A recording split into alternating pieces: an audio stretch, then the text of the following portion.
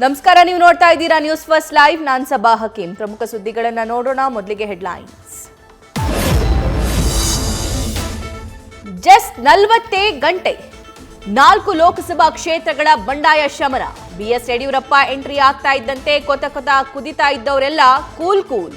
ಈಗ ಚಿಕ್ಕಬಳ್ಳಾಪುರ, ಶಿವಮೊಗ್ಗಕ್ಕೆ ಮಾಜಿ ಸಿಎಂ ತಂತ್ರವೇನು ಅಂತ ಬಿಜೆಪಿಯಲ್ಲೇ ಕುತೂಹಲ.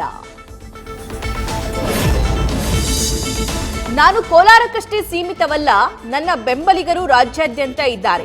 ಹೇಳಿಕೆ ಮೂಲಕ ಸ್ಥಳೀಯ ನಾಯಕರು ಸಿಎಂ ಡಿಸಿಎಂಗೂ ಡೋಂಟ್ ಕೇರ್ ಅಂದ್ರ ಮುನಿಯಪ್ಪ. ಅಳಿಯನಿಗೆ ಕೋಲಾರ ಟಿಕೆಟ್ಗಾಗಿ ಮುಂದುವರಿದ ಸಚಿವರ ಪಟ್ಟು. ಕೋಲಾರದಲ್ಲಿ ಪ್ರತಿ ವಿಚಾರದಲ್ಲೂ ಮೇಲುಗೈ ಸಾಧಿಸ್ತಾ ಇದ್ದ ಮುನಿಯಪ್ಪ. ಅಲರ್ಟ್ ಆದ ರಮೇಶ್ ಕುಮಾರ್ ಬಣದಿಂದ ರಾಜೀನಾಮೆ ಪ್ರಹಸನ. ಹೈಕಮಾಂಡ್ ಮೇಲೆ ಒತ್ತಡ ಹೇರಲು ಮಾಸ್ಟರ್ ಸ್ಟ್ರೋಕ್. ರಾಜಕೀಯ ರಂಗ ಪ್ರವೇಶಕ್ಕೆ ಮೂಗುತಿ ಸುಂದರಿ ಸಜ್ಜು. ಎಂಪಿ ಚುನಾವಣೆಯಲ್ಲಿ ಸ್ಪರ್ಧೆ ಮಾಡ್ತಾರಾ ಮಾಜಿ ಟೆನ್ನಿಸ್ ಸ್ಟಾರ್. ಹೈದರಾಬಾದ್ನಲ್ಲಿ ಓವೈಸಿಗೆ ಸೆಡ್ಡು ಹೊಡೆಯಲು ಕಾಂಗ್ರೆಸ್ ಪ್ಲಾನ್. ಸಾನಿಯಾ ಹೆಸರು ಪ್ರಸ್ತಾಪಿಸಿರುವ ಮೊಹಮ್ಮದ್ ಅಜರುದ್ದೀನ್. ಹಿರಿಯೂರಲ್ಲಿ ಫ್ಲೈಯಿಂಗ್ ಸ್ಕ್ವಾಡ್ ಭರ್ಜರಿ ಕಾರ್ಯಾಚರಣೆ. ದಾಖಲೆ ಇಲ್ಲದೆ 5 ಕೆಜಿ 250 ಗ್ರಾಂ ಚಿನ್ನ ವಶಕ್ಕೆ. ಪೊಲೀಸರನ್ನ ಕಂಡು ಓಡಿ ಹೋಗಲು ಯತ್ನಿಸಿದ್ದ ಮನೋಜ್ ಎಂಬಾತನನ್ನ ಹಿಡಿದು ವಿಚಾರಣೆ.